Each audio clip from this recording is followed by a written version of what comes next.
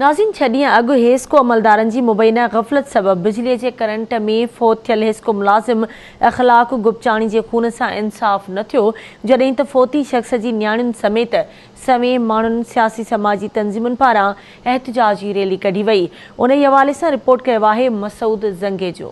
6 ॾींहं अॻु हेस्को अमलदारनि जी ग़फ़लत सबबि बिजलीअ जे पोल ते चढ़ी बिजली ठाहींदड़ बोरियत इख़लाक़ हुसैन गुपचाणी जेको करंट लॻण सबबि फ़ौत थी वियो हो, उन केस में का बि अॻु भराई न थियण ख़िलाफ़ गुपचाणीअ में सवें माण्हुनि सियासी समाजी तंज़ीम ऐं फ़ौतीअ जे वारसनि ऐं मासूम यतीम न्याणियुनि सादिया ऐं सनीला समेत मंज़ूर गुपचाणी, कामरेड ज़िया गुपचाणी, अमर मक़सूद ऐं ज़ाहिद गुपचाणीअ जी अॻवाणीअ में जाम साहब रोड खां प्रेस क्लब ताईं एहतिजाजी रैली कढी एहतिजाजी मुज़ाहिरो कयो वियो, जिते अॻवाणनि ऐं ॿियनि मासूम न्याणियुनि समेत ॿियनि अॻवाणनि आवाज़ न्यूज़ सां ॻाल्हाईंदे चयो त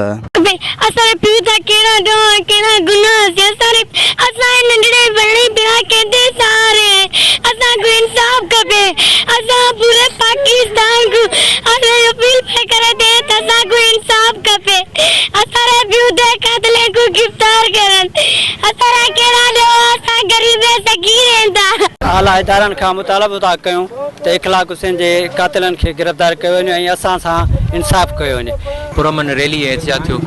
त शहीद इख़लाक़ हुसैन गुपचाणी जे जेको लाश सां जेका नाइंसाफ़ी थी आहे, उन हवाले सां ही जेका सोशल वेलफेयर ऑर्गेनाइज़ेशन गुपचाणी जे प्लेटफॉर्म तां जेको हुयो एहतिजाज हुयो, रैली हुई, त असां उन्हनि इदारनि खे ॿुधाइणु चाहियूं था त अगरि कंहिं ग़रीब अगरि कंहिं मासूम सां एॾी नाइंसाफ़ी थी त ही माण्हू ही गुरबत जा जेके माण्हू आहिनि, ग़रीब माण्हू रोडनि ते निकिरी ईंदा। शहीद इख़लाक़ हुसैन जे खून सां इंसाफ़ कयो वञे। असां जेको आहे मुतालबो था कयूं SSP नवाब शाह खां, सेशन जज नवाब शाह खां ऐं आला अदलिया ऐं आला अमलदारनि खां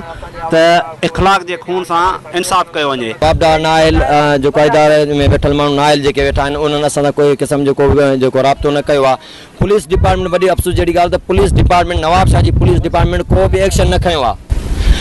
ज़रूरत उन ॻाल्हि जी आहे त केस में घुर्बल समूरनि जवाबदारनि खे फ़ौरी गिरफ़्तार करे संदसि वारिसनि सां इंसाफ़ कयो वञे। कैमरामैन अमजद शेख सां गॾु मसूद ज़ंगे जो, आवाज़ न्यूज़ गुपचाणी।